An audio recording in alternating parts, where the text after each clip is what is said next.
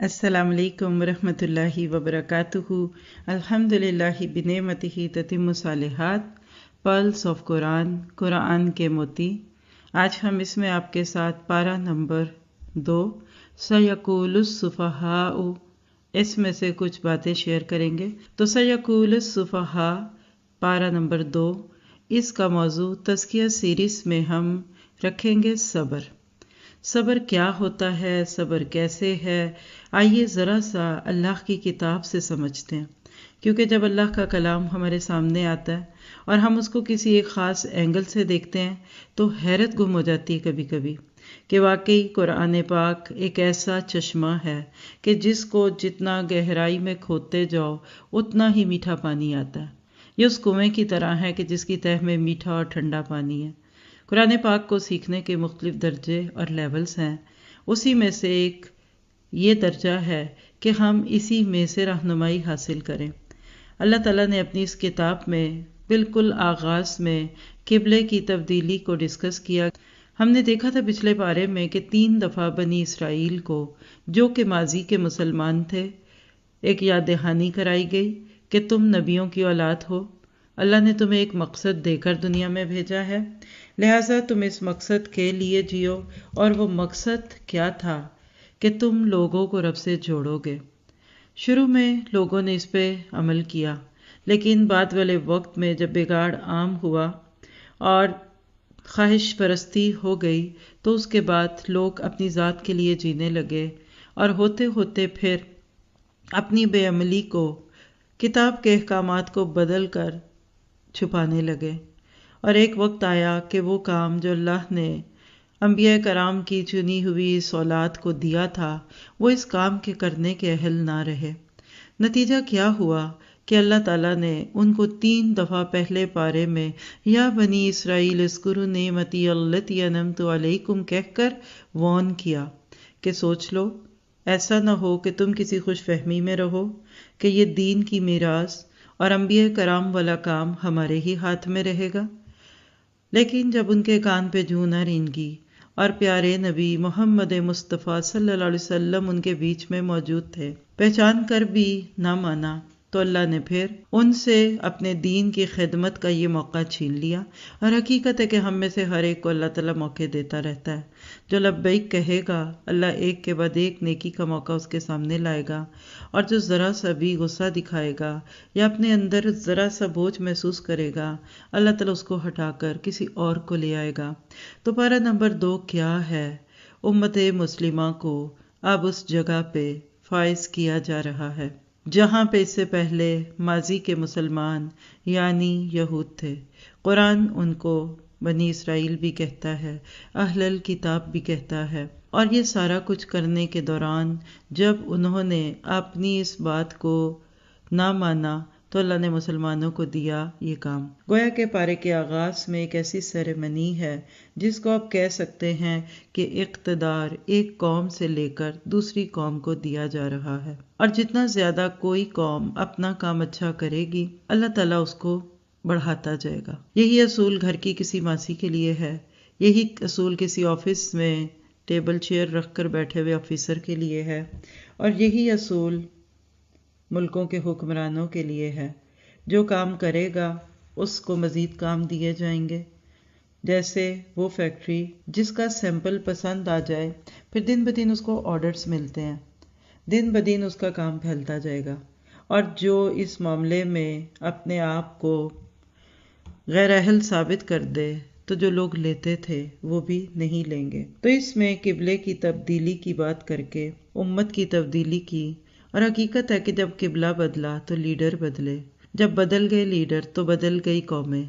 अल्लाह ताला ने उम्मत मुस्लिमा को उस मनसब पे फाइज किया जिस पे कल तक वो बैठे थे, और वो रिएक्शन जो उठा उसको सयक़ूलुस सुफ़हाउ मिनन नास में साबित किया कि कुछ लोग तब्दीली पसंद नहीं करते। क्योंकि इस बारे को हमने सब्र के साथ देखना है, सब्र का मौजू इस बारे में कहाँ है और क्या है। तो हकीकत ये कि सब्र इस पारे की दुआओं से झलकता है। جب ربنا آتنا فی الدنیا حسنۃ وفی الآخرۃ حسنۃ وقنا عذاب النار کی دعا ہم اسی پارے کی آیت نمبر 201 البقرہ میں دیکھتے ہیں، یعنی دنیا کا صبر یہ ہے کہ جو حلال سے ملے، حسنہ سے ملے وہ لے لو، اور اس کے باہر کوئی ایسی چیز جو اللہ کی نافرمانی سے ملے اس کو چھوڑ دو۔ پھر اسی میں ایک اور دعا بقرہ 250 میں ربنا افرغ علینا صبرا وثبت اقدامنا وانصرنا علی القوم الکافرین، اے ہمارے رب ہمیں صبر دے، ثابت قدمی دے، اور کفار قوم پر ہماری مدد فرما۔ اس میں بھی رب سے صبر مانگا۔ تو صبر کیا ہوتا ہے؟ ایک لفظ میں کہہ دوں، پورے کا پورا دین ہی صبر ہے۔ اگر صبر نہ ہو تو آپ ایک رب پہ صبر کیسے کریں گے؟ پھر آپ تو کئی دروں پہ جائیں گے، کبھی اس کا در کھٹکھٹائیں گے، کبھی اس کا دروازہ نوک کریں گے۔ صبر کا مادہ نہ ہو تو کیا نماز ادا ہو سکتی ہے؟ سونے کو دل چاہتا، کھانے کو دل چاہتا، بولنے کو دل چاہتا، لیکن وَاسْتَعِینُوا بِالصَّبْرِ وَالصَّلَاةِ، اللہ نے صبر اور نماز کو جمع کر دیا، تو صبر کے بغیر نماز ادا نہیں ہوتی۔ صدقہ کرو، تو صدقہ کیسے ہوگا اگر صبر نہ ہوگا؟ نفس پہ قابو پائیں گے تبھی تو اپنا مال دوسروں کو دیں گے۔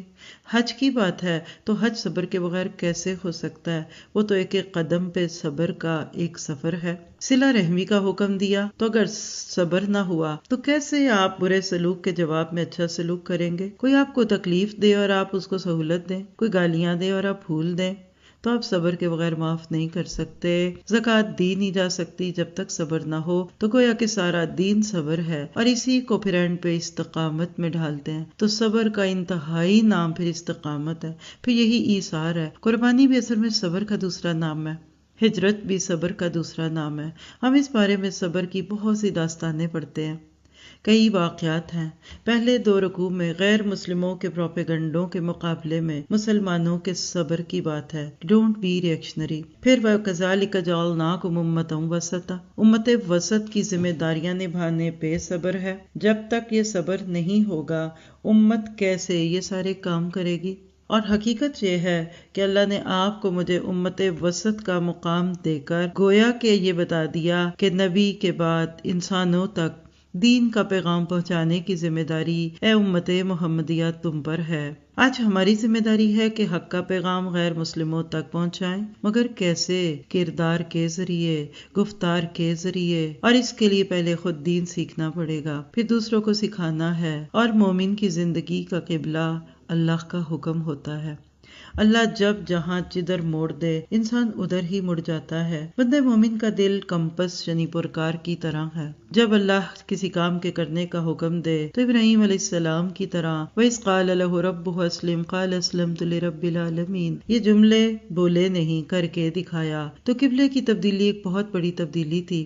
اس پر مسلمانوں کو صبر کی دعوت دی گئی کہ تم بس جھگڑوں میں نہ پڑنا، بیکار کی بحثوں میں نہ پڑنا۔ جہد سے کیا ہوتا ہے؟ فرقہ واریت چھوڑو، قبلہ تو امت کو جوڑنے کے لیے تھا تاکہ سب ادھر ہی منہ کریں۔ آپ دیکھیے کہ نماز پڑھتے ہوئے جب سب لوگ ایک ہی رخ پہ نماز پڑھتے ہیں تو کمرے میں کتنی گنجائش بن جاتی ہے، اور اگر ہر ایک ادھر سے ادھر، ادھر سے ادھر، ادھر سے ادھر منہ کر کے نماز پڑھے تو جگہ نہیں رہے گی۔ اسی طرح دلوں میں ایک دوسرے کے لیے جگہ نہیں رہتی جب ہم مختلف چھوٹی چھوٹی باتوں پہ اختلاف کر کے اپنے اتحاد کو توڑتے ہیں۔ پھر اسی طرح اسی پارے میں آیت 155 میں مصیبتوں، بیماریوں، دکھوں اور بھوک جیسی مختلف قسم کی تکالیف پہ صبر، وَلَنَبْلُوَنَّكُمْ بِشَيْءٍ مِّنَ الْخَوْفِ وَالْجُوعِ وَنَقْصٍ مِّنَ الْأَمْوَالِ۔ پھر آیت 158 میں حضرت ہاجرہ علیہ السلام، اسماعیل علیہ السلام کے صبر کی کہانی ہے۔ آیت 163 سے 164 میں ایک اللہ کی عبادت پر جمنے کا نام صبر ہے، شرک کی نفی ہے۔ آیت 166 میں اس صبر کی بات ہے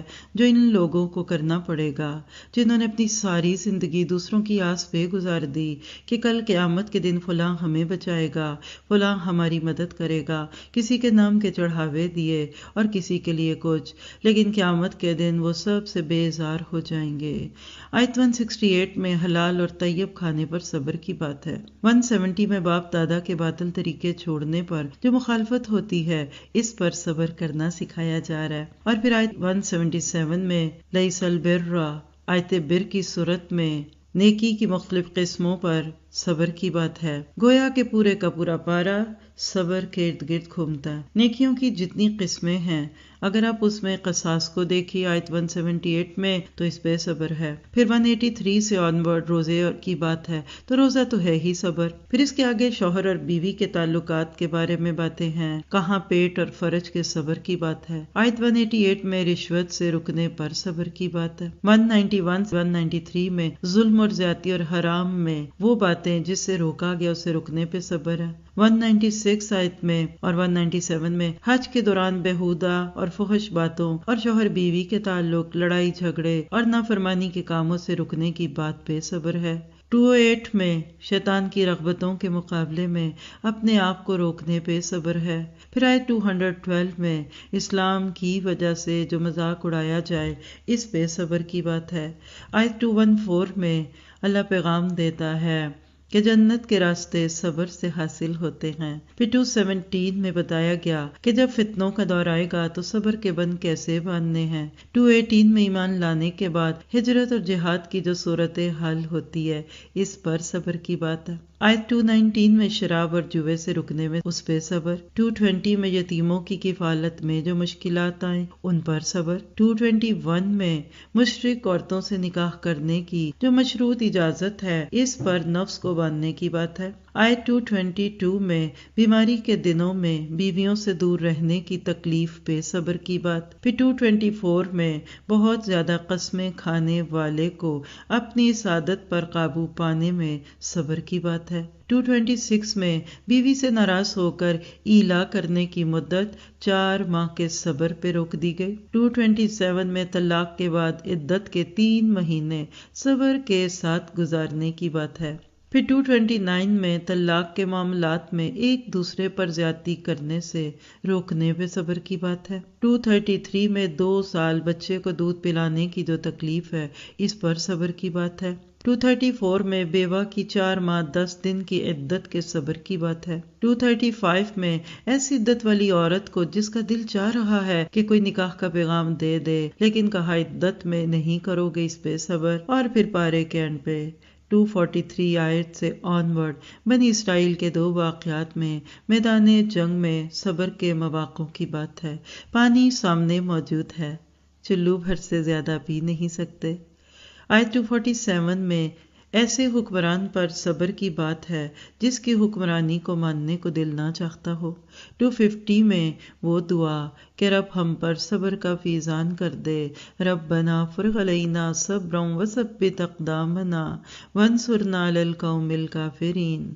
اور پھر آیت 252 جو پارے کی آخری آیت ہے، رسالت کی ذمہ داریوں پر صبر کی تلقین ہے. آپ دیکھیے کہ پارہ 142 البقرہ سے شروع ہوتا ہے اور 252 پہ جاتا ہے. ابھی میں نے جلدی میں آپ کو اتنی مختلف آیتیں بتا دیں، شاید آپ کو بوجھل لگا ہو، لیکن حیرت نہ ہوئی کہ صرف 10 سے 15 منٹ کے بیچ میں ہم نے پورے پارے میں سے صبر کے اتنے نقطے لے لیے. اور اگر مصحف سامنے رکھ کر ہم اس کو دیکھیں سنیں تو ہم اور بھی فائدہ اٹھائیں. تو بات یہ ہے کہ صبر صبر اور صبر. قبلے کی تبدیلی سے جب بات شروع ہوئی، بالکل اسی طرح جب آج ہماری زندگیوں کے قبلے بدلتے ہیں تو بھی شور اٹھتا ہے. ایک وہ قبلہ ہوتا ہے جس کی طرف ہم منہ کر کے نماز پڑھتے ہیں 5 دفعہ دن میں. جس نبی کے ذریعے وہ قبلہ معلوم ہوا انہوں نے ہمیں زندگی گزارنے کے سارے قبلے سکھائے. شادیوں کا قبلہ کیا ہو، غم کے موقع پہ کیا ہو، کمائی کا قبلہ، گھرداری کا قبلہ، بیوی اور شوہر ہونے کے ناطے ذمہ داریاں کیسے ادا کرو. تو گویا کہ ہر معاملے کا ایک قبلہ ہوتا ہے، ہم سب نے اس میں سنت کو سامنے رکھنا ہے. حیرت کی بات ہے کہ جب نماز کا وقت آئے تو فیتے سے اور انچز ٹیپ سے قبلے کو ناپیں، 19-20 ہو جائے تو کہتے ہیں نماز نہیں ہوئی، فتوے دیے جاتے ہیں. لیکن جب ہم عملی میدان میں آتے ہیں تو ہمارے سارے قبلے کیوں بدل جاتے ہیں؟ ہم پھر اس وقت کیوں بھول جاتے ہیں؟ ہماری شادیوں کے قبلے دہلی کی طرف اور ہمارے لائف سٹائل نیو یارک کے ہوں. یہ کیا ہے؟ تو لہٰذا آپ نے میں نے اس سے یہ سیکھنا ہے کہ جب اللہ کا حکم آ جائے پھر سب کو چھوڑ دیجیے. شعور سے قرآن پڑھنے کے بعد یہی ایک تبدیلی تبدیلی آتی ہے۔ ہر دن قرآن ہمیں ایک آئینہ دکھاتا ہے جس میں ہم اپنے چہرے کے داغ دیکھتے جاتے ہیں اور ایک ایک کر کے انشاءاللہ اپنے آپ کو بدلتے جائیں گے۔ اگر آپ میں سے کسی کا تبدیلی کا سفر شروع ہو گیا تو آپ کو مبارک ہو، اللہ کی رحمتوں کا ظہور آپ پہ ہوا، آپ تقویٰ کے درجوں پہ فائز ہو گئے۔ پھر اس کے بعد اللہ تعالیٰ نے مشرق اور مغرب کی ان ساری بحثوں سے نکال کر امت مسلمہ کو امت وسط ہونے کا سبق دیا۔ افسوس کی بات ہے کئی نسلیں آئیں اور چلی گئیں اور ان کو یہ تک نہ پتا تھا کہ یہ کام اللہ نے ہمیں دیا۔ آج بھی کسی لے مین چلتے پھرتے راستے میں گزرتے ہوئے بچے کو، پھر ایک بڑے کو، پھر ایک مالی کو، پھر ایک ماسی کو، پھر ایک ینگ کو، ایک افسر کو روک کے تو پوچھئے کہ اللہ نے ہمیں کام کیا دیا۔ وہ آپ کے حال حلیے سے آپ کو دیندار سمجھ کر فوراً کہے گا نمازیں پڑھو۔ یعنی ہمارا دین نماز روزے سے شروع ہوتا ہے، حالانکہ وہ تو تیاری کے مراحل تھے۔ اصل کام امت وسط بننا ہے، لوگوں کو رب سے جوڑو۔ آدم علیہ السلام سے لے کے نبی صلی اللہ علیہ وسلم تک ہر دور میں اللہ نے نبوت کا تار جوڑے ہی رکھا، اور ایک وقت میں کبھی 2 بھی نبی آتے تھے، کبھی ایک علاقے میں ایک تو دوسرے میں۔ آدم علیہ السلام کے جنت میں نکلنے کے وقت جو وعدہ کیا گیا تھا کہ اب میں لوگوں کی ہدایت کا پیغام بھیجوں گا، نبی آئیں گے، کتابیں آئیں گی، پھر جو مان جائے گا اس کو جنت ملے گی۔ اللہ نے یہ وعدہ پورا کیا۔ پھر کیا ہوا؟ خاتم النبیین محمد مصطفیٰ مجتبیٰ صلی اللہ علیہ وسلم آ گئے، اللہ کے نبی آخری نبی بن کے۔ آپ کے بعد قیامت تک کے لوگوں کو یہ دین کون پہنچائے گا؟ ذرا سوچئے اللہ کے نبی نے کیا جواب دیا ہوگا۔ آپ نے فرمایا اب یہ کام میری امت کرے گی۔ آج میں اور آپ اس ذمہ داری کو محسوس تو کریں۔ جس نے اس ذمہ داری کو محسوس کر لیا اس کی زندگی کا قبلہ بدل گیا۔ اس نے اپنے آپ کو اس پیغام کی نشر و اشاعت کے لیے، ترویج کے لیے جو کر سکتا تھا اس نے اپنے آپ کو ڈیووٹ کر دیا۔ ہم کہتے ہیں ڈونیٹ کرو، اسلام کہتے ہیں ڈیووٹ ہو جاؤ، تم خود اللہ کے بن جاؤ۔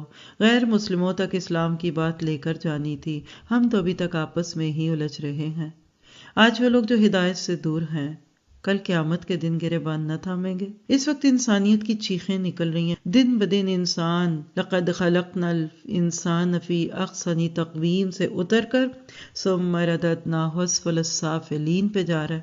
انسان جانور بن گیا، ہم جنس پرستی عام ہو گئی، دنیا شرک اور برائی کا گڑھ تو تھی ہی، آج سٹریس ڈپریشن ہے۔ کیوں؟ آج امت مسلمہ نے یہ کام چھوڑ دیا۔ کسی جگہ صفائی کے کام پہ معمور کمپنی کام چھوڑ دے تو وہاں گزرنا محال ہو۔ آئیے خود سے چند سوال کرتے ہیں، کیا میں غیر مسلموں کو اسلام کا پیغام دینے کی کوشش کرتی ہوں؟ کیا مجھے ذمہ داری کا احساس ہے؟ کیا میں اپنے ہمسائے کو پیغام دے چکا؟ کیا میں اپنے ساتھ کام کرنے والوں کو رب کا پیغام دے چکا؟ اسی طرح ہم میں سے ہر عورت اور مرد اپنے ارد گرد رہتے ہوئے لوگوں سے اپنے آپ کو شروع کریں، اپنا محاسبہ کریں گے، اور خاص طور پہ ہم غیر مسلم ملکوں میں رہنے والے کتنی سہولتوں میں پلتے ہیں، نہ جانے وہاں جا کر کیا ہونے والا ہے، کون کون ہمارے گریبان نہ تھامے گا۔ آپ کے کسی کی امانت ہو اور آپ واپس نہ کریں تو اس کو حق ہے کہ کل آپ پہ کلیم کر دے۔ یہ اسلام کی امانت ہمارے ہاتھوں میں دوسروں کے لیے تھی۔ اللہ ہمیں شعور کے ساتھ جینا اور مرنا سکھا دے، اللہ کا حکم سن کر عمل کرنے والا بنا دے۔ پھر اس کے بعد آپ دیکھیے کہ اللہ نے ذکر کی بات کی نا، تو ذکر کیا ہے؟ ہر وقت اللہ کو یاد رکھنا۔ ایک ہوتا ہے کسی کو یاد کرنا اور ایک ہوتا ہے کسی کو یاد رکھنا۔ یاد اس کو کرتے ہیں جو بھول جائے، تو اللہ تو بھولنے والی ہستی ہی نہیں ہے۔ اس لیے اللہ تعالیٰ ہمیں بتاتے ہیں کہ تم اپنے آپ کو اللہ سے جوڑ دو۔ کب یاد رکھیے؟ ہر وقت یاد رکھیے، گناہ کرتے ہوئے بھی یاد رکھیے، نماز پڑھتے ہوئے بھی یاد رکھیے۔ بندے مومن کو اللہ کبھی نہیں بھولتا، اور جس قدر قرب محسوس کریں گے اتنا اللہ تعالیٰ کے ساتھ اپنے آپ کو جوڑیں گے۔ تو آپ کہہ سکتے ہیں کہ پھر صبر کیا ہے؟ استقامت، ایثار اور قربانی، مصیبتوں اور تکلیفوں پہ صبر، اللہ کی فرما برداری کرنے پہ صبر، گناہوں سے خود کو روکنے پہ صبر، تقدیر پر راضی رہنے کا صبر، اعضاء کا صبر، جذبات کا صبر، پورے کا پورا دین ہی صبر ہے، اور جنت کے راستے صبر سے حاصل ہوتے ہیں۔ پھر اسی پارے میں تکلیف کے وقت پڑھنے کی ایک دعا سکھائی گئی، انا للہ و انا الیہ راجعون، اللہم اجرنی فی مصیبتی واخلف لی خیرا منہا۔ اللہ کے نبی نے یہ الفاظ بتا دیے، تو جب کوئی تکلیف آئے تو یہ دعائیں مانگیے۔ پھر آپ دیکھیے کہ صبر کا متضاد بے صبری ہوتی ہے، یعنی سننے کے بجائے بولنا شروع کر دینا، کسی کی بات کاٹنا، کسی کے بارے میں جلد رائے قائم کر لینا، اس سے بھی اپنے آپ کو بچانا ہے ہم نے، اور پھر اللہ کے گھر کو آباد کرنے کے لیے ایک گھرانے کے صبر کی بات ہے۔ ان الصفا والمروۃ من شعائر اللہ، ابراہیم علیہ السلام اور بی بی ہاجرہ کے ذریعے اللہ نے یہ بات ہمارے لیے حجت بنا دی کہ ہم اپنے گھروں کو دیکھتے رہ جائیں گے تو اللہ کی طرف لوگ نہیں آ پائیں گے۔ آج خانہ کعبہ کی رونق اور آبادی کو دیکھیے اور اس بوڑھے میاں بیوی اور ایک معصوم بچے کے صبر کو یاد کیجیے، پھر اس کے بعد کائنات پہ غور و فکر کی دعوت ہے۔ رب کی معرفت جس طرح قرآن پڑھنے سے ملتی ہے، اس طرح کائنات پہ غور کرنے سے ملتی ہے، کیونکہ قرآن اللہ کا قول ہے اور کائنات اس کا فعل ہے۔ اور جب اللہ کی معرفت ہو جاتی ہے پھر اس سے محبت آتی ہے، پھر اس سے محبت ہوتی ہے۔ والذین آمنوا اشد حبا للہ، پھر اللہ کا تعالیٰ کے احکامات ماننا آسان ہو جاتے ہیں۔ تو آئیے ذرا اپنے آپ سے پوچھئے، کیا میرے دل میں سب سے زیادہ اللہ کی محبت ہے؟ سب محبتوں کو پیچھے چھوڑ کر مومن اللہ سے محبت میں شدید ہوتا ہے۔ اگر کسی بات میں ٹکراؤ ہو جائے، چاہے اپنے نفس کے ساتھ، اپنے گھر والوں سے، اپنے معاشرے، خاندان اور برادری سے، تو سب کو ناراض کر کے ایک رب کو راضی کر لیتی ہوں۔ لیکن شیطان راستے میں روڑے اٹکاتا ہے، اس کے وار سامنے آتے ہیں، اپنا بن کر آتا ہے، اچھے کو برا اور برے کو اچھا کر کے دکھاتا ہے، ایک طرف عیش و عشرت کی رغبت دلاتا ہے، دوسری طرف فقر سے ڈراتا ہے۔ اور جب ہم آیت بر پڑھتے ہیں تو پتہ کیا چلتا ہے کہ نیکی چند ریچولز کا نام ہی نہیں، لا الہ الا اللہ کہنے سے لے کر ہر چھوٹی بڑی نیکی ایک درخت کی طرح اسلام کا بھرپور اظہار ہے۔ جڑوں سے لے کر تنا، تنوں سے شاخیں، شاخوں پہ پتے اور پھر پھل پھول، تو چھوٹی نیکیاں اور بڑی نیکیاں کرو، ہر قسم کی نیکی کرو۔ پھر اس میں وصیت کے احکامات ہم نے دیکھے کہ وصیت کتنی ضروری ہے، زندگی میں کر دینی چاہیے۔ اور ایک مرنے والا یا مرنے سے بعد میری دولت میرے مال کا کیا ہو، 1/3 سے زائد کی وصیت نہیں کی جا سکتی، باقی ورثاء کا ہے۔ وصیت کا حقدار صرف وہ ہے جس کو وراثت میں حصہ نہیں ملنا تھا، اور یاد رکھیے اسلام کسی کا حق نہیں مارتا۔ پھر ہم نے اس میں رمضان کے روزوں کی رغبت دیکھی، کیسے روزے رکھتے رکھتے عید کا دن آ جائے تو پھر تکبیرات کہو، عید کی نماز پڑھو، عید کے دن سوتے نہ رہ جاؤ، نیکیوں کی توفیق ملنے پہ اللہ کا شکر ادا کرو۔ اور رمضان کے فوراً بعد حرام سے رکنے کی باتیں کر کے بتایا کہ رمضان میں حلال سے رکو گے تو غیر رمضان میں حرام سے رکنا آسان ہوگا۔ اور باطل مال میں رشوت بھی ہے، سود بھی ہے۔ اور پھر اس کے بعد چاند سے متعلق کچھ توہمات کی تردید کی گئی، بڑھتا چاند، گھٹتا چاند۔ آج ہمارے ہاں بھی یہ بیکار باتیں ہیں، چڑھتے چاند کی تاریخوں میں شادی رکھو، 13 کے بعد نہیں رکھو۔ یاد رکھیے گھٹتی تاریخوں کو منحوس کہنا، بڑھتے چاند کو برکت والا کہنا، اسلام کا اس سے کوئی تعلق نہیں۔ بات تو یہ ہے کہ اسلام کو نافذ کرو، اپنی ذات سے شروع کرو، پہلے علم اور تبلیغ کرو، علم لو، سیکھو، سکھاؤ، اور سب تک علم کی روشنی کو، اس قرآن کی شمع کو روشن کرتے جاؤ۔ جب بات نہ بنے، جب قلم نہ اٹھیں، جب لوگ تمہیں مارنے آ جائیں، پھر کسی شرط کے ساتھ، پھر شرائط کے ساتھ قتال کی بھی اجازت ہے۔ قتال کی شرائط کیا ہیں؟ نمبر 1، اللہ کے دین کا غلبہ مقصود ہو، نہ مال غنیمت، نہ کشور کشائی، فتنے، ظلم یا زیادتی کا خاتمہ ہو، عبادت گاہوں میں بیٹھے عبادت گزاروں کو نہ پکڑا جائے، عورتوں، بچوں، بوڑھوں اور معذوروں پہ ہاتھ بھی نہ اٹھایا جائے، اور پھر یہ سارے مینرز یوز کرتے ہوئے تم آگے سے آگے بڑھو۔ آج میں اور آپ خواہش کرتے اور دعا بھی کرتے ہیں کہ اللہ دین کو غالب کرنے میں ہماری مدد۔ دین کے غلبے کے لیے کس چیز کی ضرورت ہے؟ نمبر 1، علم کی، علم حاصل کیجئے۔ دوسری بات، مال لگائیے۔ جب مسلمان اپنا مال روک کے رکھتے ہیں تو اللہ کی طرف سے پھر دشمن کو مسلط کر دیا جاتا ہے۔ ظاہر ہے کہ جب جنگ ہوگی تو ہتھیاروں کی ضرورت تو پڑے گی۔ آج کے مسلمانوں کا مزاج کیا ہے کہ سب سے زیادہ خرچ لغویات اور فضول کاموں پہ کرتے ہیں۔ ہمارے دلی جذبات کی آئینہ دار ہماری دعائیں ہوتی ہیں۔ خود کو اپنی دعاؤں کے آئینے میں پہچانیں، خود کو اپنی دعاؤں کے آئینے میں دیکھیں، ہماری سوچیں، ہماری کوششیں کس کی طرف ہیں، ہمارے اعمال کیسے ہیں، کیا ہم صرف اپنی ذات کے لیے تو نہیں جی رہے؟ جو دنیا میں صبر نہیں کرے گا اس کو آخرت میں نہ ختم ہونے والے عذاب پر صبر کرنا پڑے گا۔ پھر ایک اور صبر ہے، اور وہ کہ عقیدے کے اختلافات کے باوجود ایک دوسرے کو برداشت کرنا سیکھو۔ جہالت، ابا پرستی، انا، تکبر، فرقہ واریت، یہ وہ روڑے ہیں جن کو ایک ایک کر کے ہٹا دو۔ اور پھر پارے کے اینڈ پہ نجی زندگی کے مسائل، کہیں نکاح، کہیں طلاق، کہیں عدت، ان سب کا حل کیا ہے کہ تمہاری جانیں، مال اور عزت دوسروں پر حرام ہے۔ تو آخر میں یہی پیغام دوں گی کہ امت مسلمہ دنیا میں اللہ کے دین کے نمائندے بن کر آئے۔